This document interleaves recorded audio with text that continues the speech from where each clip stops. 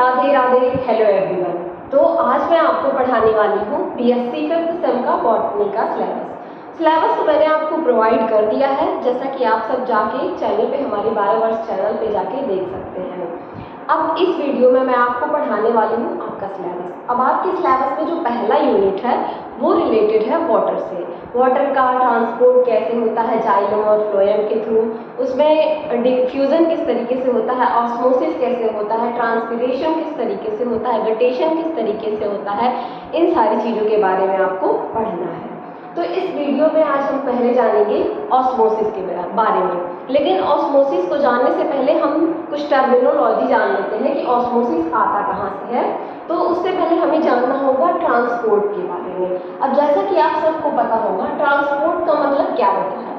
Transport का मतलब होता है किसी चीज़ को एक जगह से दूसरी जगह, कोई चीज़ है उसको एक जगह से दूसरी जगह पे ले जाना। अब ये तो आप नॉर्मल समझ सकते हैं। बायोलॉजी में इसको कैसे समझेंगे? बायोलॉजी में इसको इस तरीके से समझ सकते हैं कि हम जो हमारा सेल जो है, एक सेल से किसी भी चीज़ को, वाटर मॉलिक्यूल को दूसरे सेल में ले जाना या सोल्यूट मॉलिक्यूल को दूसरे सेल में ले जाना क्या कहलाता है? ट्रांसपोर्ट कहलाता है। अब ट्रांसपोर्ट दो टाइप का होता है, एक्टिव ट्रांसपोर्ट और पैसिव ट्रांसपोर्ट। एक्टिव ट्रांसपोर्ट और पैसिव ट्रांसपोर्ट में डिफरेंस क्या होता है? जो एक्टिव ट्रांसपोर्ट होता है उसमें किसी मॉलिक्यूल को लोअर कंसंट्रेशन से, यानी कि वाटर मॉलिक्यूल है, आप वाटर ले सकते हैं इस तरीके से, वाटर मॉलिक्यूल है, अगर ये पूरी तरह से प्योर है तो इसका कंसंट्रेशन क्या होगा? इसका कंसंट्रेशन हाई होगा, यानी कि ये प्योर है, एकदम कंसंट्रेटेड है। अब इसमें आप कुछ मिला दीजिए इस तरीके से, अब इसका कंसंट्रेशन क्या हो गया? लो हो गया। तो यहाँ पे क्या किया जा रहा है? लोअर कंसंट्रेशन से हायर कंसंट्रेशन, यानी कि एक इस तरीके से समझ सकते हैं आप, किसी चीज़ को अगर ऊंची सी पहाड़ी से ढकेलिए तो उसमें एनर्जी आपको ज़्यादा नहीं लगानी पड़ेगी, एक बार आपने धक्का दिया वो नीचे आ जाएगा।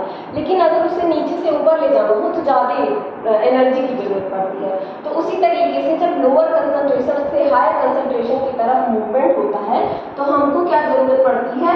एनर्जी की। और एनर्जी क्या होता है? ATP। ये क्या होता है? अगेंस्ट द कंसंट्रेशन ग्रेडियंट होता है, कंसंट्रेशन ग्रेडियंट के अगेंस्ट ये काम करता है, अगेंस्ट कंसंट्रेशन ग्रेडियंट। ये किसी भी कंसंट्रेशन ग्रेडियंट के अगेंस्ट काम करता है। और वही बात की जाए अगर पैसिव ट्रांसपोर्ट की, तो ये क्या होता है? हाई से लो की तरफ, मतलब यहाँ पे एनर्जी का कोई यूज नहीं है, नो एनर्जी, और ये कंसंट्रेशन ग्रेडियंट की ओर होता है, ठीक है, यहाँ पे अगेंस्ट नहीं जाता है, उसी की तरफ फ्लो करता है। तो इस तरीके से एक्टिव ट्रांसपोर्ट और पैसिव ट्रांसपोर्ट में डिफरेंस होता है। अब पैसिव ट्रांसपोर्ट आपका दो टाइप का होता है। वो दो टाइप क्या है? पहला हो गया osmosis, osmosis, and second one is diffusion, diffusion. और इस वीडियो में आज हम मेनली पढ़ने वाले हैं डिफ्यूजन के बारे में कि डिफ्यूजन क्या होता है, किस तरीके से डिफ्यूजन वर्क करता है, कौन कौन से फैक्टर डिफ्यूजन को जो है अफेक्ट करते हैं। ऑस्मोसिस और डिफ्यूजन में भी डिफरेंस होता है, लेकिन जब पहले हम ऑस्मोसिस और डिफ्यूजन पढ़ लेंगे उसके बाद मैं आपको इसमें डिफरेंस भी समझाऊंगी कि इसमें डिफरेंस क्या होता है। अब डिफ्यूजन क्या होता है? डिफ्यूजन में जैसा कि मैंने आपको आगे पढ़ाया कि ट्रांसपोर्ट क्या होता है, ट्रांसपोर्ट में भी दो चीज़ें, active transport and passive transport. अब पैसिव ट्रांसपोर्ट में क्या होता है कि उसमें एनर्जी की ज़रूरत नहीं पड़ती है, उसमें उसकी खुद की काइनेटिक एनर्जी लगती है और जो मॉलिक्यूल है वो वन प्लेस से अनदर प्लेस पे मूव करता है। डिफ्यूजन क्या होता है? तो आपके डिफ्यूजन जो है किस में आता है? पैसिव ट्रांसपोर्ट में। तो उसी तरीके से डिफ्यूजन में क्या होता है? मूवमेंट ऑफ मॉलिक्यूल, या जिसे आप सोल्यूट कहते हैं, from area of high concentration. जहाँ कंसंट्रेशन कैसा होगा? हाई होगा, हाई कंसंट्रेशन से लो कंसंट्रेशन की तरफ। There is a own kinetic energy, इसके पास इसकी खुद की जो काइनेटिक एनर्जी होती है, यानी कि इसकी खुद की जो एनर्जी होती है उसको लगाकर ये काम करता है। इसीलिए कहा जाता है इसको कि ये अलोंग द कंसंट्रेशन ग्रेडियंट हो रहा है। और इसमें मूवमेंट जो है किस मॉलिक्यूल का होता है? लिक्विड का, गैसेस का। जबकि अगर आप बात करेंगे ऑस्मोसिस की, तो वहाँ पे लिक्विड और गैसेस का जो है ट्रांसपोर्ट नहीं होता है, सिर्फ वाटर मॉलिक्यूल का ट्रांसपोर्ट होता है, ठीक है। सॉरी, वहाँ पे लिक्विड और वहाँ पे गैसेस का ट्रांसपोर्ट नहीं होता है, ठीक है। तो ये सारी चीज़ें थी डिफ्यूज़न के बारे में। डिफ्यूज़न क्या होता है, रैंडमली इसमें क्या होता है, चीज़ें एक जगह से दूसरी जगह पे मूव करती हैं, इस वजह से यहाँ पे लिक्विड और गैसेस दोनों का ट्रांसपोर्ट होता है। अब इनमें जो है किस तरीके से ट्रांसपोर्ट होता है आप समझ सकते हैं डायग्राम से। समझ लीजिए, इस तरीके से वाटर मॉलिक्यूल है। अब ये वाटर मॉलिक्यूल पूरी तरीके से क्या है, प्योर है, ठीक है, प्योर है। अब यहाँ से अगर इस मूवमेंट होगा और यहाँ पे दूसरा वाटर मॉलिक्यूल है, दूसरे कंटेनर में रखा है, इसमें सॉलिड पार्टिकल है, ठीक है।